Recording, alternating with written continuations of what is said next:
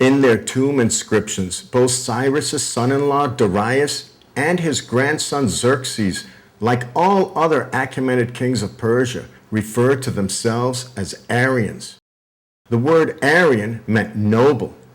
It's from the word Aryan that the country of Iran gets its name. The country name Iran derives from a very ancient term from Proto-Indo-European times, Arya, which probably meant something like the noble ones. That was a quality that they wanted to associate themselves with.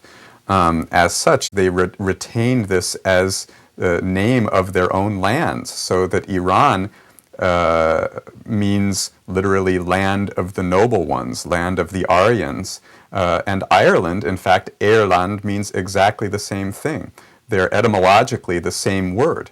The word Arya for the Achaemenid kings of Persia referred to a noble code of conduct. When we're looking at the Achaemenid period, we can certainly say that Darius, as a self-identified Arya, has a very specific code of conduct, and it relates to the idea of implementing a just rule based on a moral imperative. But the king wasn't the only one who had to follow a specific code of conduct.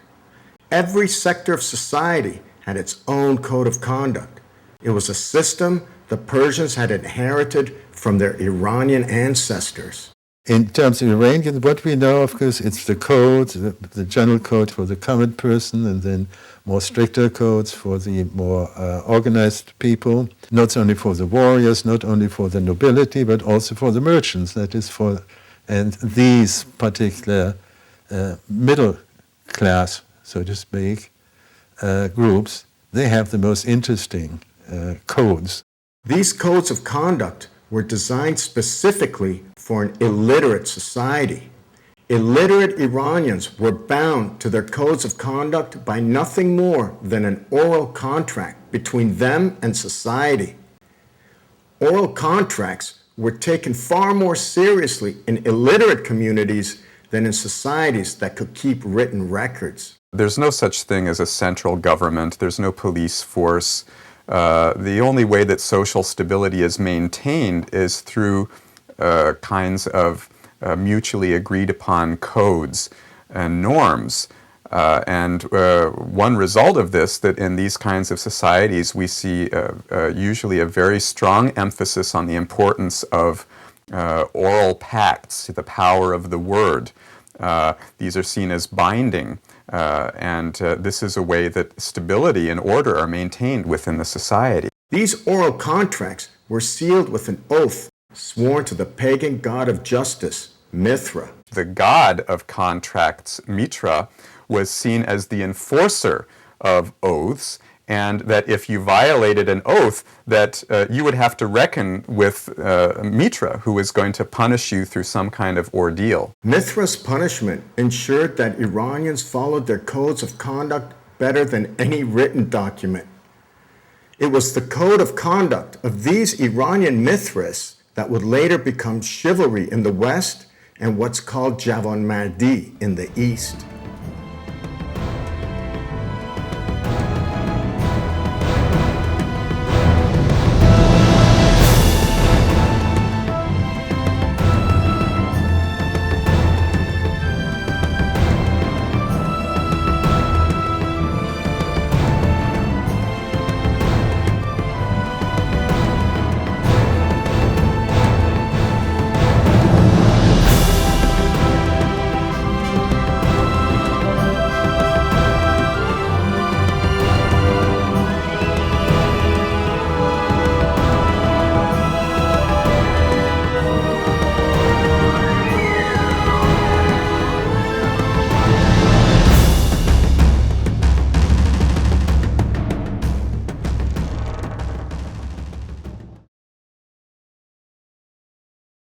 Western civilization was founded on Judeo-Christian values. It's an assertion we hear repeated over and over again in the West. But is it true? Modern Western civilization is said to begin with the fall of the Roman Empire. The fall of the Roman Empire coincides with the death of its last emperor, Theodosius I, in 395 AD. But Christianity didn't take over Western Europe until the consecration of St. Augustine in 597 AD. So who ruled Western Europe during those first 202 years after the fall of the Roman Empire? After the fall of the Western Roman Empire, the main people who were left were the Alans in Gaul. You have Goths, you have the Iazyges all over the Ribble Valley in Britain. Both the Iazyges and the Alans were Iranian peoples. They were two branches of a much larger Iranian tribe known as the Sarmatians. In fact, the name Iazig comes from the Iranian word yazug, which, according to world-renowned linguist Martin Schwartz, comes from the old Iranian word yazuka, which means youthfully vigorous. We know that one group of Sarmatians, the Iazygians, had been sent to man Hadrian's Wall in the north of England by the Emperor Marcus Aurelius. These Sarmatian Iazygs arrived in Britain in 175 AD, over 2 centuries before the fall of the Roman Empire. In fact, the Iazygs had been brought to northern Britain by the Romans to serve in their cavalry because Iazygs, like all Iranians, were famous for their horseback riding skills. That's where the 8,000 cavalry were acquired by the Romans, and 5,500 of them were sent to Britain. 5,500 Iazygs were sent to Britain, but by the time the Roman Empire came to an end, their numbers had multiplied. So we know that at one point in northern England, in the Ribble Valley, there were something like 70,000 Iranian warriors settled as farmers. Over the centuries, they would have become very much part of the British bloodline. We've got a lot of DNA material from Scotland and from North Wales and Carlisle area, which is in between, that shows the genome for the Caucasus Mountains. And I think the Sarmatians brought those in. But the Iazygs were not the only Iranians that came to Western Europe. Just after the fall of the Roman Empire, in 406 AD, another group of Iranian Sarmatians, known as the Alans, poured out of the steppes north of the Black Sea and into France, which was then known as Gaul. 406, the Danube froze over and would take the weight of a horse. And so they rode across it and invaded Gaul that way. The Alans, just like the Persians, called themselves Aryans. In fact, the name Alan was originally Aran, which meant Aryan. Alan derives from the word Aryan because there's an RL shift in the language. By 415 AD, these Alans controlled almost all of Gaul, or today's France. In Gaul, you have the northern parts, Armorica and the area around Paris and Normandy, settled by the ones that come in from the north.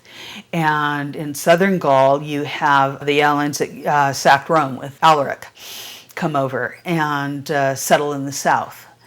So you've got a whole lot of Alans there. With them, from the steppes of Eurasia, the Alans also brought their ancestral myths. They brought with them not only their language, but their stories. And in their stories, you have heroes. The hero of the Alans was a great warrior named Lancelot. In fact, the name Lancelot was originally the Alan of Lot. My hypothesis is that the name Lancelot originally was the Alan of Lot. So that group was probably where the legends of Lancelot came from.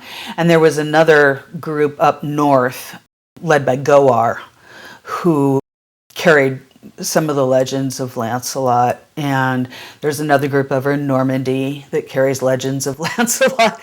So Lancelot definitely comes from the continent, and he's definitely from the Alan stories. But the Alan invasion of Europe did not stop with France. They continued south and took over much of Spain. The Alans were all over Spain. A bunch of them settled up in the northwest of Spain in particular. Even northern Italy, especially the region of Ravenna, was settled by Iranian Alans. The very common Christian name Alan comes from that as well. And hundreds of cities and towns in France, Spain, and northern Italy. Chalon, for instance, comes from that. Whatever parts of Europe not ruled by Iranian Sarmatians was ruled by the Goths. The Goths were a Germanic people, but they too had adopted Iranian culture. And the reason that the Goths are important is because all those things that they had learnt from Iranian peoples that they brought to Western Europe contributed to the Gothic culture of Europe. The Goths had picked up Iranian culture while living next to the Sarmatians on the steppes of Eurasia. The Goths had left their original homeland in Sweden and arrived on the steppes around 150 AD. But the entire steppe west of Mongolia was ruled by Iranian peoples. The whole steppe, yeah. Sorry. The whole steppe. That great grass highway, that steppe that runs right across the old world, was from earliest times until the arrival of the Turks and the Mongols under the ownership of Iranian peoples. The only way the Goths could survive on the steppes was to adopt Iranian culture. Given that they were looking for a home and given that they had to survive somewhere, they realized that their only way to compete with the Iranians was to take up Iranian ways. And they took up Iranian ways with a vengeance. They took up riding horses. There's no evidence that the Goths had ridden horses when they were up there in Scandinavia. They learned that from the Iranian peoples.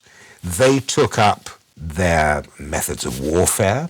They took up their methods of economics. And it is quite clear from later evidence that they were very strongly influenced by religion. Most of Western Europe was now ruled by one Iranian culture or another.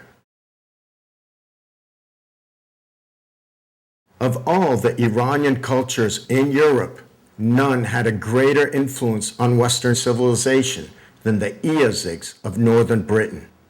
In fact, much of what is considered today medieval or Gothic culture was introduced by the Sarmatian Iazygs. Marcus Aurelius fought a war against the Sarmatians, and what he was fighting against looked like medieval knights. They had chainmail, they fought with lances, they had swords and shields. The shields had images on them that were called tamgas, and the horses were armored. They flew a dragon head banner. They're jousting, they're doing archery. So all this stuff looks like the medieval knights that you see in the Arthurian legends. The Iazygs, like all Iranian tribes, transmitted their values and principles through myth. These myths were recited as poetry or hymns because the rhyme and rhythm of a poem protected the story from being changed.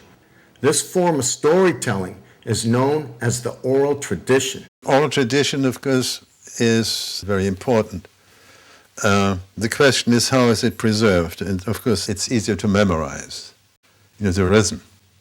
So poetry, which is always rhythm and meter usually, is fascinating and must play a role in these local traditions. The poems and hymns sung by the Iazygs of northern Britain were about their own hero, King Arthur. King Arthur, the founding hero of Western civilization, had long been considered a Celtic myth. But in their groundbreaking book, titled From Scythia to Camelot, Professor Scott Littleton and Dr. Linda Malcor document step by step how King Arthur shares the same origin as the Alsatian Nart sagas. Why we think King Arthur began over in Scythia and with the Sarmatians are these parallels to the Nart sagas. The Nart sagas are the ancestral myths of a people living in the Caucasus Mountains of southern Russia known as Alsatians. These Alsatians, or Ossietes, just happen to be the last surviving descendants of the Sarmatian people. The modern Ossets, which they form an autonomous republic within modern-day Russia, they live in north of the Caucasian Mountains, and they have been there since time immemorial. They're the descendants of Alans and Sarmatians and Scythians. So they provide the last remaining link between Indo-Europeans of the East, that is Persians, and Indo-Europeans of the West, which are Europeans. The Nart sagas of the Ossetians has a hero named Batras or Batraj, whose story is almost identical to King Arthur's. Nobody had a good explanation for why there were so many parallels between the two groups, especially the death of Arthur and how it matches the death of Batraj. There are even some Iranian names found in the King Arthur sagas. You have names that show up in Iranian languages, and one of them is Lancelot's father, King Ban. That means leader, and we know that because one of the kings that Marcus Aurelius made a treaty with was Banadashpus, horse leader. And Goar is one of the names that shows up in Iranian texts. You have Gor. And K could be linked to Khosrow. But proving that King Arthur was originally an Iranian hero was not received kindly by some in the West, especially in Britain and the United States. The Brits and the Americans, what we think happened is they don't want to lose their hold on King Arthur. It's their national tale, and it got tied up in this whole Celtic movement where people are thinking of themselves as Celts and New Druids and stuff like this. Like they've maintained this religion all along, and they haven't. It was all made up at the end of the 19th century. And so us coming out with saying these stories really go back to an Indo-Iranian speaking people was not a popular thing in the English speaking world. Perhaps the most convincing evidence that King Arthur was an Iranian story is his name. The name Arthur comes from Lucius Artorius Castus, the Roman commander who happened to be the leader of the Eozigian cavalry of northern Britain. King Arthur likely started out as a Roman soldier called Lucius Artorius Castus, and he's the one that took them from the steppes all the way over to Britain and somehow managed to figure out how to get 5,500 Sarmatians, their wives, their kids, all the food to feed them. He somehow figured how to get it across the English Channel and then get them all the way up to Ribchester. But the historical accuracy of King Arthur ends with his name. Virtually everything else about King Arthur is a myth, and the myth was Iranian. Let's leave the historic character aside. Let's ask, where did the stories come from? And the stories, which are all medieval in origin, arise out of a time and a place when the Iranian influence is clearly very strong. The Sarmatian Eozigs had simply replaced the name of their own Iranian hero with the name of their beloved Roman commander Artorius Castus. You've not only got history in there, you've got folktale in there.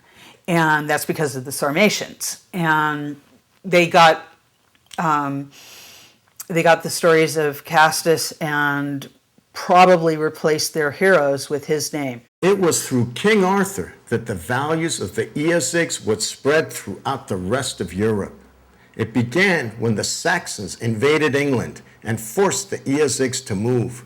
Around 500 AD, the Eozigs crossed the English Channel into France, taking their King Arthur with them. But France, or Gaul as it was called, already had its own heroic tradition. They tried holding back the Saxons, just too many of them. So they crossed the channel between Brittany and Cornwall, and there was a group of Alans settled there. So you have a lot of oral tradition there from the Alans. And the two traditions meet and kind of scramble together. The two traditions that scrambled together were Lancelot of the Alans and King Arthur of the Eozigs. Since both the Eozigs and Alans were Sarmatians, their heroes were very similar. They're sharing the same wife. They're ruling the same kingdom. They're doing all this. There was a sense that somehow these figures belong together. And Lancelot does not have a death scene. And it's probably because Arthur had the same death scene. They used it for Arthur, and you couldn't turn around and use it for Lancelot. But King Arthur had something that Lancelot did not, a code of conduct called chivalry. The association of Arthur with chivalry probably does emanate from Britain. Lancelot is not a great model of chivalry. He's focusing on Guinevere, which isn't exactly being loyal to King Arthur. And you see that same stuff with the Allans, where they could have a contract with you, and in the middle of battle, if they think the other guy's winning and is going to get more loot, they would switch sides and fight against you. But the Eozigs of northern Britain were loyal. In fact, the Eozigs took on the Roman Emperor Marcus Aurelius and fought him to the death, which is how they ended up in northern Britain to begin with. Marcus Aurelius conquered this Sarmatian people called the Eozigians, and he originally intended to just kill them all of those captured. But then he thought, right, send them to the most distant province, the wildest, the coldest, the most unpleasant place in the whole of his empire, which was northern Britain. We know that chivalry was introduced by the Eozigs because it was named after them.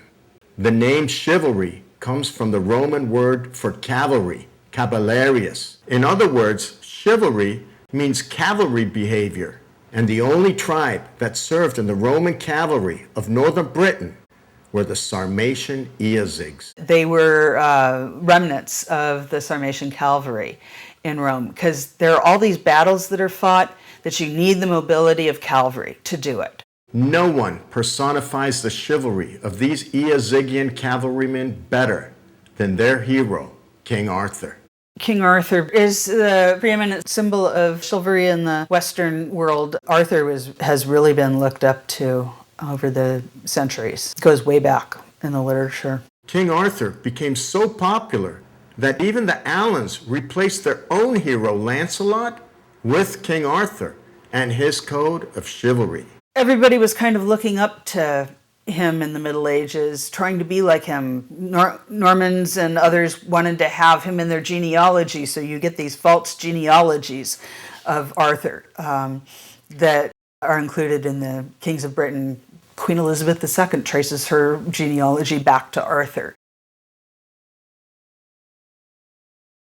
The tradition of Lancelot may have died out, but the Allans of France found representation in the King Arthur tradition when their hero Lancelot was added as King Arthur's most powerful knight. Lancelot's considered the preeminent knight because he can take out anyone. So popular was King Arthur among the Allans that his story spread all the way to the Allans of Spain, including the region of Catalan, which means settlement of the Allans.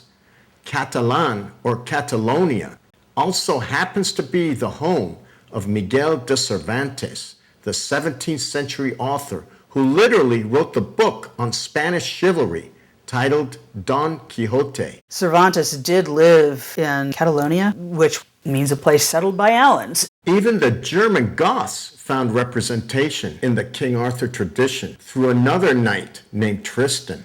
The Germans just absolutely adored Tristan. And because Tristan was in Germany, King Arthur came over to Germany because he was Tristan's overlord. It transmits easily because it's one Indo-European culture going to another Indo-European culture.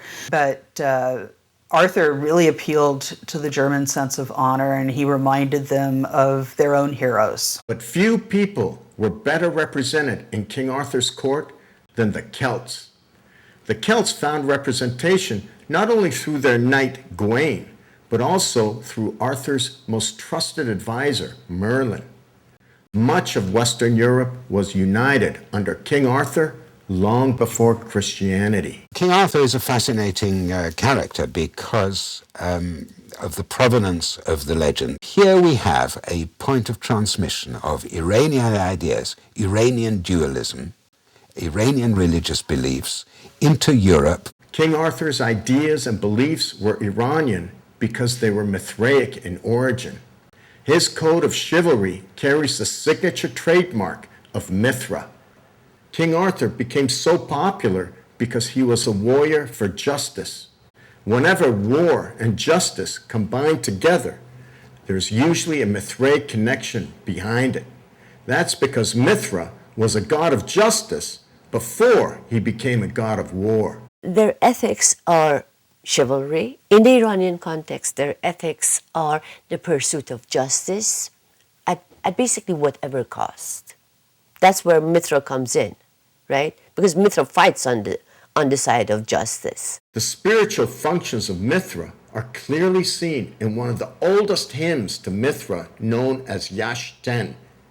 In this hymn, Mithra, the god of justice, is using military force to protect order or arta. Order or arta is represented in this hymn as the female goddess Arti. So in the great hymn to Mithra in Yash 10, Mithra is standing there in this big chariot with lots of weapons, spears and arms, with 4 horses pulling his chariot. But the driver who's holding the reins is the goddess Arti or Ashi. But Arti or Ashi didn't just represent order. She represented everything that was right. That's because Arta or Vedic Urta also means rightness. Some like to translate that word, which we have in the Veda as Rita and in Iranian as Arta, as truth. Other people like to stress the idea of order. I like to speak of rightness. So I translate that word as rightness, and from that you get the idea of a righteous person in Iran. Using military might on behalf of rightness is also the core principle of European chivalry. But what exactly is right? Right was once whatever the person with the most military might said it was. It's where we get the expression, might makes right. But only in Mithraism is military might used on behalf of rightness. Might for right is also the key principle of Western chivalry, as King Arthur tells us in the movie Camelot. Right or wrong, they have the might. So right or wrong, they're always right. There was an idea that warriors, if you were mighty, then you were in the right. And the Tales of King Arthur switch that around and make it so it's might for right. You're defending the weak and the poor. Might for right. Might for right. Might for right. That's it, Jenny. Might. No, not might is right. Might for right. But the first factual account of military might being used for right was when Cyrus freed the slaves of Babylon after conquering it in 539 BCE. Here's how Professor David Stronach, perhaps the world's leading expert on Cyrus the Great, sums up Cyrus in a single sentence. For the first time, on a very wide scale, Cyrus used great force to protect, not degrade, the human condition. Western civilization was founded not on Judeo-Christian values, it was founded on Iranian chivalry. The code of chivalry that the Iazigs brought to Western Europe came from the same Mithraic tradition as the code of conduct that the Persians called noble or Arya. Mithra was once the most widely worshipped god in history, yet today few people have even heard his name.